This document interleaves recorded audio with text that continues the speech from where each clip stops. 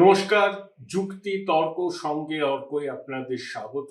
আপনাদের সঙ্গে আমি অর্কপ্রভ সরকার। আপনারা যারা আমার এই অনুষ্ঠান দেখেন তাদেরকে বলবো, সাবস্ক্রাইবার বাটনের পাশে যে থ্যাঙ্কস বাটন আছে সেখানে ক্লিক করলেই সুপার থ্যাঙ্কস আপনাদের সহযোগিতা আমার কাছে চলে আসবে।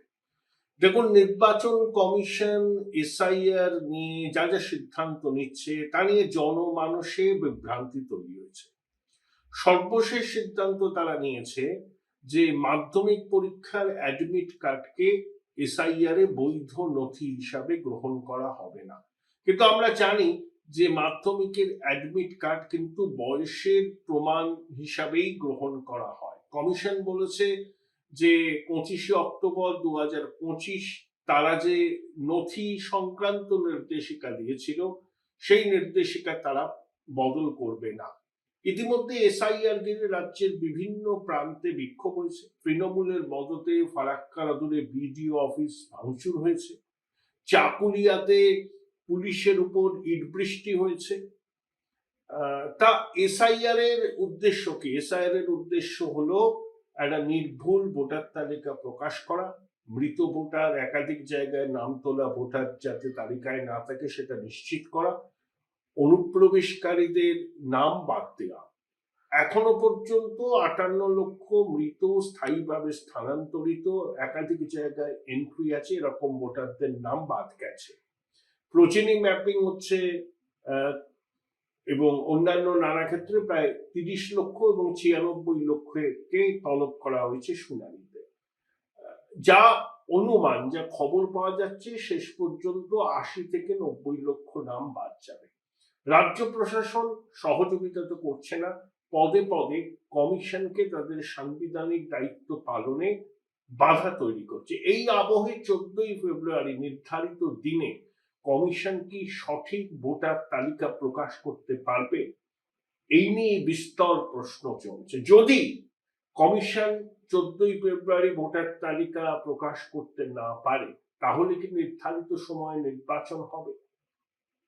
যদি প্রকাশ করতে না পারে, কমিশন যদি বলে যে আমরা রাজ্য প্রশাসনের সার্বিক অসহযোগিতার মুখে দাঁড়িয়ে এই মুহূর্তে পূর্ণাঙ্গ ভোটার তালিকা প্রকাশ করার জায়গায় নেই, আমাদের আরো মাস দুয়েক সময় লাগবে, তখন স্বাভাবিকভাবেই নির্বাচনও পিছিয়ে যাবে, কারণ এসআইআর ছাড়া ভোট হবে না।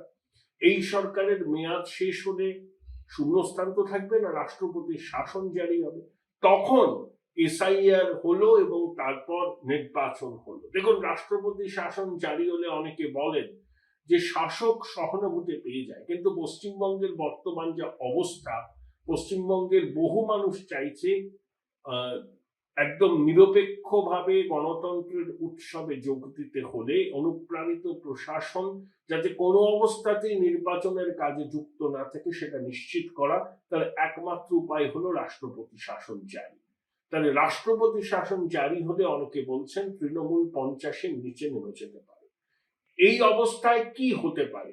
কমিশনের ভূমিকা কি এসআইআর এর ক্ষেত্রে সব সন্দেহের ঊর্ধ্বে? কথা বলেছিলাম রাষ্ট্রবিজ্ঞানের অধ্যাপক বিশ্বনাথ চক্রবর্তীর সঙ্গে। কি বললেন তিনি, শুনেন। বিশ্বনাথ দা, মাধ্যমিকের অ্যাডমিট কার্ড নথি হিসাবে গ্রহণ করবে না জানিয়ে দিল কমিশন। দেখুন, মাধ্যমিকের অ্যাডমিট কার্ড কিন্তু বয়সের হিসেবের একটা প্রামাণ্য নথি। তা অনেকে বলছেন কমিশনের এই তুগলকি আচরণ মানুষকে যার পর নাই বিভ্রান্ত বিরক্ত করছে। কিভাবে দেখেন? দেখুন, শুধু মানুষকে বিব্রত করছে তা নয়, একই সাথে তৃণমূলের আয়ু বাড়াচ্ছে। রাজ্যে যে একটা শাসন ব্যবস্থায় দুরবস্থা চলছে, সেই দুরবস্থাটা কিন্তু প্রতিনিয়ত ঢেকে যাচ্ছে ইলেকশন কমিশনের তুগলকি আচরণের তে মানুষের যে হয়রানি হচ্ছে, সেই হয়রানিটা সরাসরি তৃণমূল কংগ্রেস বা মমতা বন্দ্যোপাধ্যায়, অভিষেক বন্দ্যোপাধ্যায় প্রতিনিয়ত সেটাকে বিজেপির কারসাজি হিসাবে দেখাচ্ছে। এর মধ্যে বিজেপি যুক্ত এইটাই তারা মাঠে ময়দানে তাদের মানে আন্দোলন বা প্রচারের মধ্যে আনছে। ফলে শেষ পর্যন্ত কিন্তু আমি বলছি ইলেকশন কমিশনের অব্যবস্থা, ইলেকশন কমিশনের বিভ্রান্তি, ইলেকশন কমিশনের তুগলকি আচরণ, তার কিন্তু রাজনৈতিক পাইচিত্য হুম বিজেপিকে করতে হবে, নরেন্দ্র মোদী অমিত শাহকে করতে হবে। এসআইআর শুরু করেছিল বিজেপি, কেন্দ্রীয় সরকার। হুম এসআইআর এর কিন্তু পূর্ণ সুযোগ, রাজনৈতিক সুযোগ কিন্তু আমি মনে করি যে তৃণমূল কংগ্রেসের পক্ষে যাচ্ছে।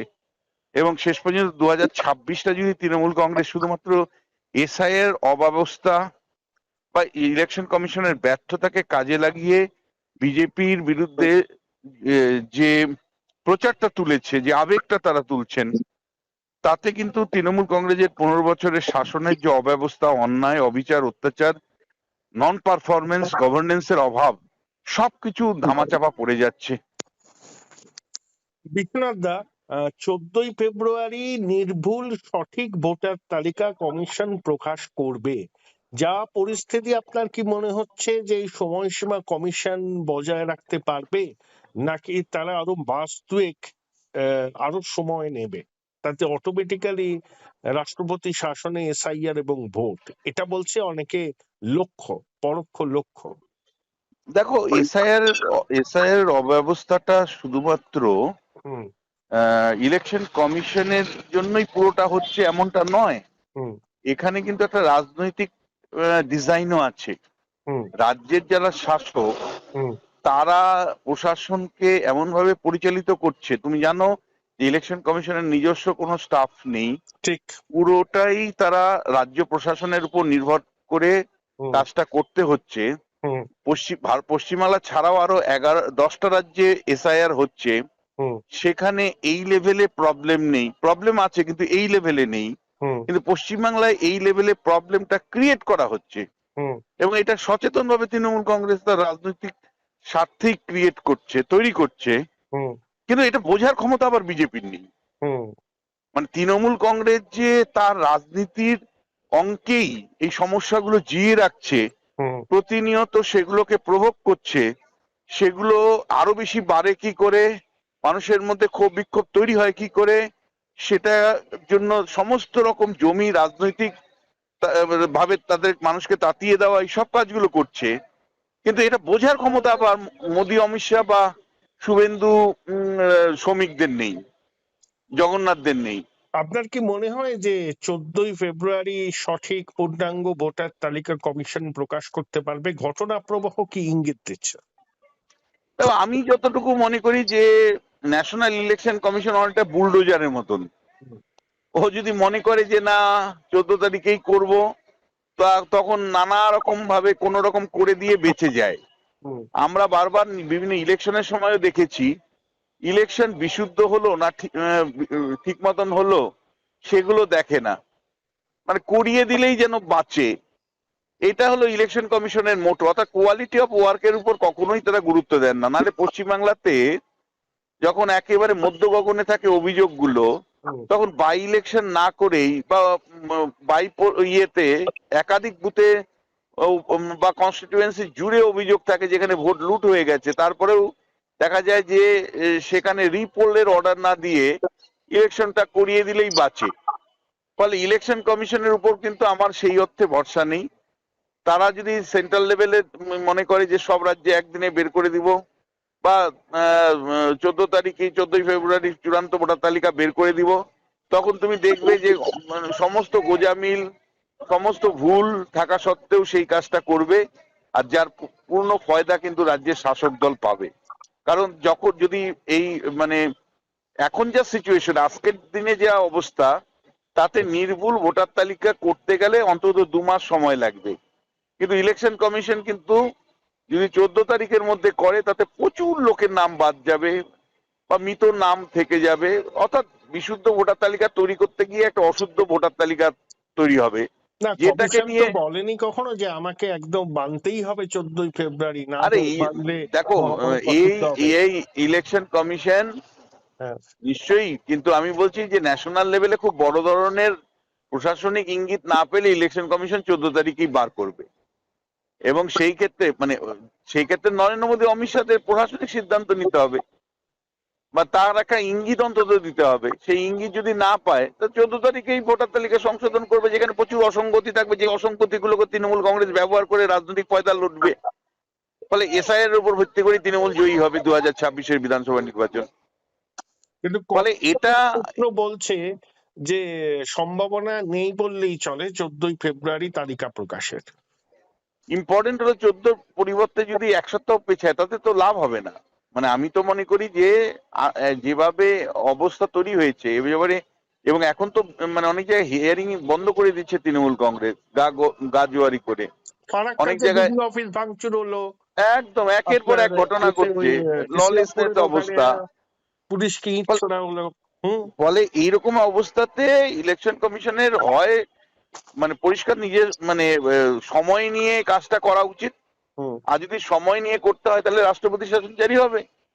কিন্তু সেইটা কি, সেই অ্যাডমিনিস্ট্রেটিভ অ্যাপ্রুভালটা কি নরেন্দ্র মোদী অমিত শাহরা দেবেন? আর সেটা দিতে গেলেও আরেকটা বিপদ আছে, কারণ এই এসআইআর এর অব্যবস্থার জন্য ইলেকশন কমিশন বা নরেন্দ্র মোদীকেই দায়ী করছে মমতা বন্দ্যোপাধ্যায়। যদি এসআইআর এর কারণে এখন যে অবস্থা, যদি মানে নির্বাচন পিছিয়ে যায়, যদি কোনো কারণে রাষ্ট্রপতি শাসন জারি হয়, তাহলে তার কিন্তু ফয়দাটা মমতা বন্দ্যোপাধ্যায় পাবে বলেই আমি বলছি। এতদিন আমি বলিনি, কিন্তু এখন আমি মনে করি যে এই এসআইআর এর যে ভুক্তভোগী মানুষ বা এসআইআর যে অব্যবস্থা প্রতিনিয়ত ফুটে উঠছে, তা সেটাকে সরাসরি তৃণমূল কংগ্রেস বিজেপির দায় বলে প্রচার করছেন। ফলে এইরকম অবস্থাতে এসআইআর এর পর যদি চূড়ান্ত ভোটার তালিকা প্রকাশ করতে দেরি করে ইলেকশন কমিশন, তার দায়টাও ইলেকশন কমিশনকে নিতে হবে এবং বিজেপিকে নিতে হবে প্রচারের দিক থেকে, তাতে কিন্তু বিজেপির লাভ হবে না। আমার শেষ প্রশ্ন, নন্দীগ্রামে আজকে অভিষেক গিয়েছিলেন তার 15ই জানুয়ারি। শুভেন্দু তার ভাইপোকে মাঠে নামিয়েছেন অভিষেককে কাউন্টার করতে। শুভেন্দু বলছে এটা তাচ্ছিল্য করা, আমার দরকার নেই, আমার ভাইপোই এই আসল ভাইপোকে মোকাবিলা করতে যথেষ্ট। কিভাবে দেখেন বিষয়টা? এটা আমি মনে করি টিট ফর ট্যাট। এই রাজনীতিটাই মানে আমরা দেখতে চাই, কারণ এই রাজনীতিটাই তো মমতা বন্দ্যোপাধ্যায় অভিষেক বন্দ্যোপাধ্যায় করে থাকেন। ফলে তার যোগ্য জবাব শুভেন্দু অধিকারী দিয়েছে। ভাইপোকে নামিয়ে একটা তাচ্ছিল্যর যে মানে অবহেলার যে রাজনীতি, এটা হলো পলিটিক্স অফ ইগনোরেন্স বলা হয়। এই পলিটিক্স অফ ইগনোরেন্স কিন্তু অত্যন্ত সুচারুভাবে আজকে নন্দীগ্রামে শুভেন্দু অধিকারী দিতে পেরেছেন অভিষেক বন্দ্যোপাধ্যায়কে। তার ভাইপোকে নামিয়ে বুঝিয়ে দিয়েছেন যে ভাইপোই যথেষ্ট, আমার দরকার নেই। এটাকে পলিটিক্স অফ ইগনোরেন্স আমরা বলি, এবং এটা কিন্তু টিট ফর ট্যাট তৃণমূল যে রাজনীতি করে তার ভাষাতেই আজকে শুভেন্দু অধিকারী উত্তর দিয়েছে। থ্যাংক ইউ বিশ্বনাথ দা, thank you. Join Indian Institute of Hotel Management now. Right choice, right decision.